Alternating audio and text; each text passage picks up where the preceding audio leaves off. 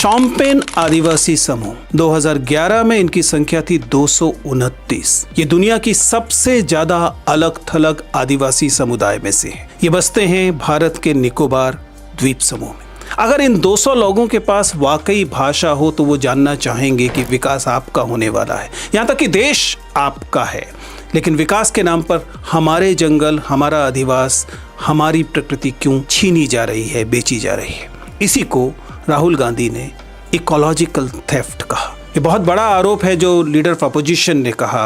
उन्होंने कहा कि विकास के नाम पर निकोबार में संसाधनों की लूट हो रही है और जो मेगा प्रोजेक्ट वहां लाया जा रहा है, जिसे कि सरकार कहती है कि इकोनॉमिक ग्रोथ के लिए है, स्ट्रेटेजिक डेवलपमेंट के लिए है। मैं जानना चाहता हूं कि शोम्पेन आदिवासी समूह को इनमें से किससे लाभ होने वाला है। क्या वास्तव में हम अपनी डाइवर्सिटी को, हम अपनी ट्राइबल कम्युनिटीज को मजबूर नहीं कर रहे हैं? अगर आप अध्ययनों पे जाएं तो बाकायदा एनवायरमेंटल इम्पैक्ट असेसमेंट रिपोर्ट यही कहती है, फॉरेस्ट एडवाइजरी कमेटी की ऑब्जर्वेशन भी यही कहती है कि इस प्रोजेक्ट से बड़े पैमाने पर डिफॉरेस्टेशन होने वाला है, इसके बहुत बड़े इकोलॉजिकल रिस्क हैं।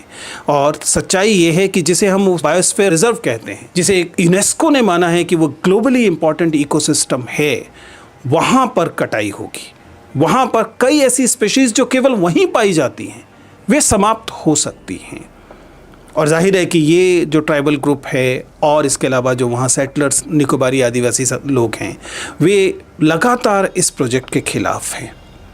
हमें सवाल पूछना चाहिए अपने आप से कि क्या हमारा व्यवहार कॉलोनियल तो नहीं है? कहीं ऐसा तो नहीं हम औपनिवेशिक तरीके से इन चीज़ों को केवल संसाधन के तौर पे देखते हैं? हमें ज़मीन जो है वो एक संसाधन भर दिखाई देती है। ये ठीक है कि हमें विकास की ज़रूरत पड़ती है, लेकिन विकास और विनाश के बीच का मतलब, अगर इनके बीच की लाइन अगर समाप्त हो जा रही है, तब फिर ये विकास नहीं कहा जा सकता। कुल मिलाकर देश को जिम्मेदारी लेनी चाहिए। ऐसा नहीं किया जा सकता कि देश के तमाम ज़मीन को, प्रकृति को केवल संसाधन की तरह देखा जाए और कुछ कंपनियों को बेच दिया जाए।